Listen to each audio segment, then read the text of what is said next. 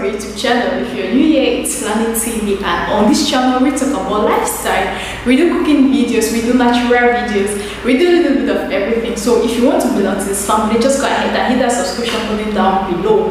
And also do not forget to turn on the notification bell so that whenever a new video is being uploaded, you will be notified. So guys, on today's video we have someone with us. In fact, let me not talk again. Talk. Oh, yeah, my name is Titus, and me and Flani TV with badness, and I'm right here talking about experiences here in China. So stay tuned and enjoy the show. Yeah, so guys, today it's another episode of living abroad. You know, the last time we did a video on living abroad, and if you haven't checked it, do not forget to check it. I'll leave every detail about it in the description box, so do not forget to check it. So today is another episode of living abroad, and we have this.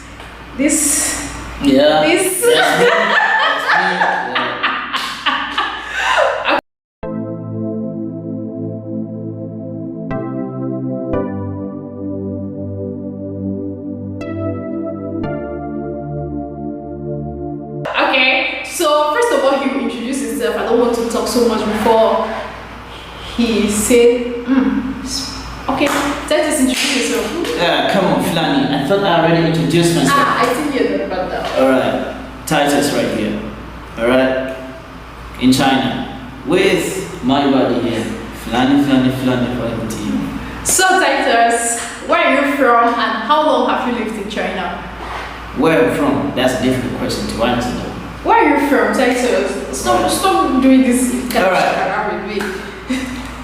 I'm gonna leave it to the people to comment down in the description below to guess where is this guy from. Alright, I'm not gonna tell you guys where I'm from, but if you drop a comment to guess where I'm from, probably Flani TV is gonna do something about it. Alright, so that's me, Titus right here. Okay, so how long have you lived out of your country? How long have you lived abroad? Not just in China, like any other country, out of your country. Well, and this is the longest that I have lived outside my country. I've been out here in China for close to 6 years now. So you can imagine. All these other places where I've been to, it has just been like short holidays, you know? So maybe I just go like for a vacation. Well, I think living outside my country, I only remember one time though. I was a little kid. Then we went to Malawi to visit. Then this other time, well, it was not even actually living abroad, you know? I just stepped foot at the border, at the Victoria Falls in Zimbabwe. Just stepped foot there and shortly after we left. So I cannot call that living abroad. That's actually stepping outside. That's stepping abroad actually, not even living, that was stepping abroad. Yeah, so that's it. So you visited so many places, huh?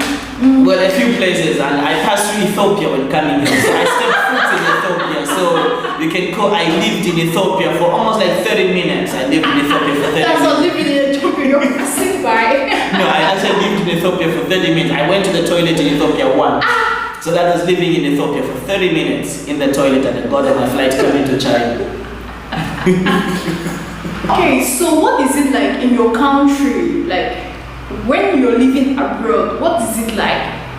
Like, what's the perspective of those in your country living abroad? Like, for example, for mine, when they say you're living abroad, like you're living out of your country, there is so much expectation from you, like everything, they just feel like you're living abroad, you're just living a completely good life. Like there is no stress living abroad, like everything is good. Like the expectation they have for you now, it's like, hi, okay, is it the same thing with your country? Is it the same mindset? Is it the same perspective? Well, of course it is the same perspective. But though, the only slight difference, right?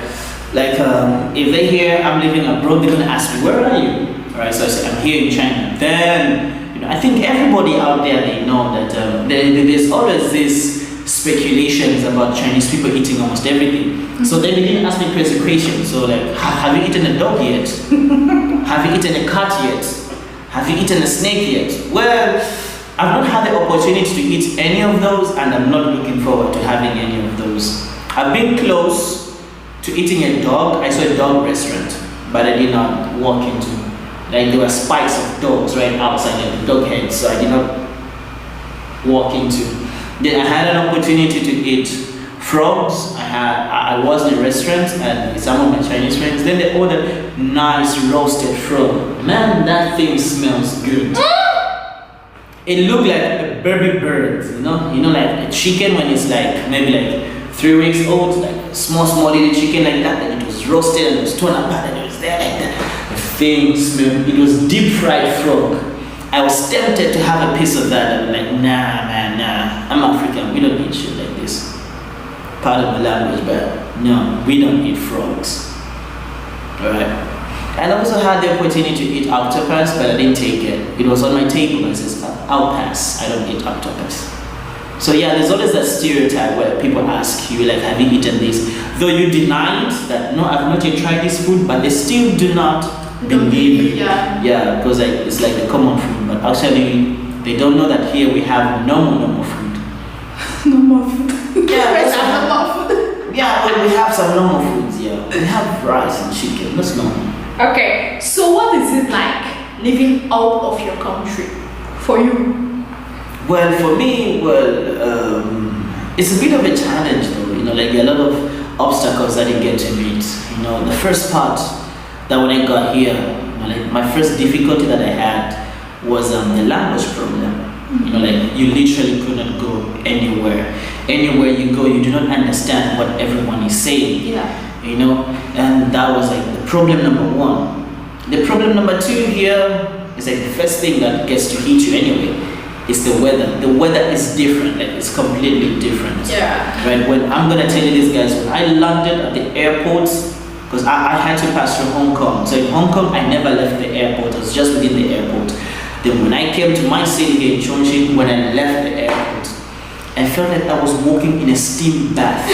I was finding it so difficult to breathe, like somebody was choking me. I can't breathe. So I thought maybe it's just at the airport and there's so many planes. Where did you arrive? Like which period? Which season? I came like towards the end of summer, actually, like in summer. I arrived on 2nd September. Oh, okay, yeah. Yeah, 2nd September. Yeah, and my city is really hot. So I thought it was just the airport. So when I left, I met my friends, got in a taxi. Then when we leave my destination, my place, I got in the taxi, but I was like, no, you know, I cannot breathe. I told my friend from Spain, Anna, I cannot breathe. Then she told me, don't worry, you're gonna get used within a few weeks. And within a few weeks, I was okay. But still, I was still having problems breathing. If I get on public transportation, there'll be so many people. Like, people here understand overloading. Like, all the seats will be full and you'll be standing, like, body to body contact. And like, some people, they'll be like, no, windows are closed. Maybe like they're feeling cold, they close the windows. Though they open the windows, we don't know how many of us are in the bath in the morning or who bath this night or who has not bathed for several days. Then they'll be like, I cannot breathe. So most of the times I take taxi. I said, okay, I'm going to respect myself, I'll take taxi. Yeah. Okay. So, okay, that's for your part, okay? Yeah. So what about you? I've not heard anything about you. Like, don't ask me question. Oh, okay. This is my channel. Oh, alright, we feel you. So just be answering the question. Okay, alright. Now for your family back home, are there so much expectations from you, like financially particularly? Are there so much expectation from you? Because there are some families like when you travel, they just know you've traveled and you just went and plucked money. Like after some few days, they're like, okay, we need money for this, we need money for this, we need money for this. That's our African mentality. I don't know if it's everywhere. So for your in your country, do you guys have that mentality? Like once someone travels, it means that person is automatically rich? Well, no, not necessarily though. But like for me, my family does not really ask me for money. Like what? Not just your family. Like the general perspective. Yeah, the general perspective, yes, of course. Because like, I have friends. Like I still have friends who are still sending money back home here from here. Because like the current situation, like in most of the African countries, is not good. So you're gonna find like sending like 100 RMB from here, it's going to be maybe like a lot for them there. So you're gonna find like 100 RMB here. Maybe that's like the money that I use maybe from breakfast, lunch, and dinner. Yeah. For them, maybe 100 RMB, the stuff that they would buy with it, maybe it's a meal for the whole week. Yeah, that's right. Week. So there's always like people that would ask, "Oh, you are abroad, all right? I've been here for some time, so I've had friends like who know that I'm here. They're like, hey, dude, I want an Android phone. I want an iPhone. I want a laptop." So then they're gonna ask me, "So what? So what phone are you using?"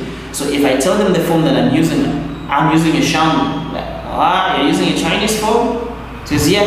No, Chinese brands are bad. I was like, dude, here we have original Chinese stuff. Yeah, right? obviously. That's what most of them they don't know. They just wear this from China. Yeah, the moment they hear from China, they no, that's a bad product. No, here we have like original stuff, like very good brands of phones, laptops, whatever, electronics gadgets. So they call me, yo, I want an Android phone.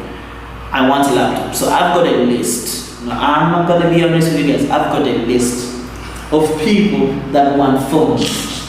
I've got a list. I'm not kidding. I've got a list of people that want phones. Every time somebody comes, Titus, I want a phone. So, all right, join the list. Okay. I'm still ticking. You're ticking. Yeah. The ones you buy, you tick. The ones you haven't bought yet. And apparently I've been planning to change my phone and I'm number one. So as long as my phone has not changed, I think the rest are going to wait. Really? I need to love myself, Flani. I need to love myself first. Obviously, you need to love yourself. Of If you course. can't love yourself, then I'm not sure you can give love to any other person. Exactly. Okay, so now the last question. This video is getting very long. Okay, so now the last question. What can you advise? Because you know, back in Africa, back where I come from, so many youths want to leave their country. Like everyone wants to leave that country.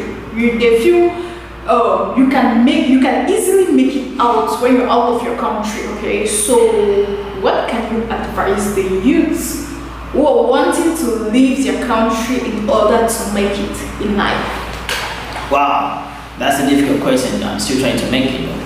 You're asking me how What's your average? Yeah, because you are already out of the country. You know the way out of the country is, and if you see someone out there trying to come out of the country, thinking they are going to make it, okay, tell me.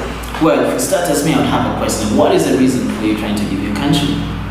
To make it in life. To make it in life. That's the mindset people So, have. but like you see, right? Like, yeah, that is a mindset that so many people have. But the other thing that like we have to understand is like, you're going to a new place, right? There are challenges that you're going to face in that new place, right? So you cannot say that the challenges back home, they are more difficult or rather harder than like the challenges out there. Because like, I'm gonna say that anybody who would want to like come here, maybe like to a place that they speak a different language. For starters, you cannot do anything if you cannot speak the language. Yeah. All right, you cannot communicate with anybody.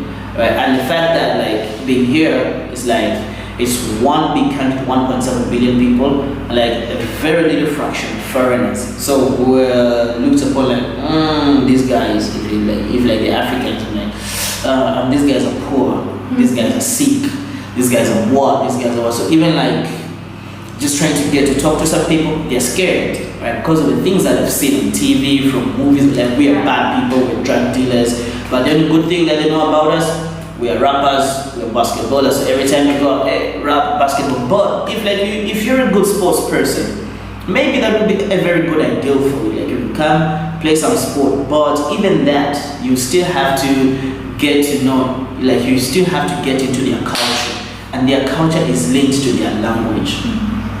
So in my advice for that is like, you have to do a research first. Honestly, you have to do a research. Where do I want to go? How is the place where I'm going to? And what are the challenges? Like try to ask some people, like what are the challenges in that country?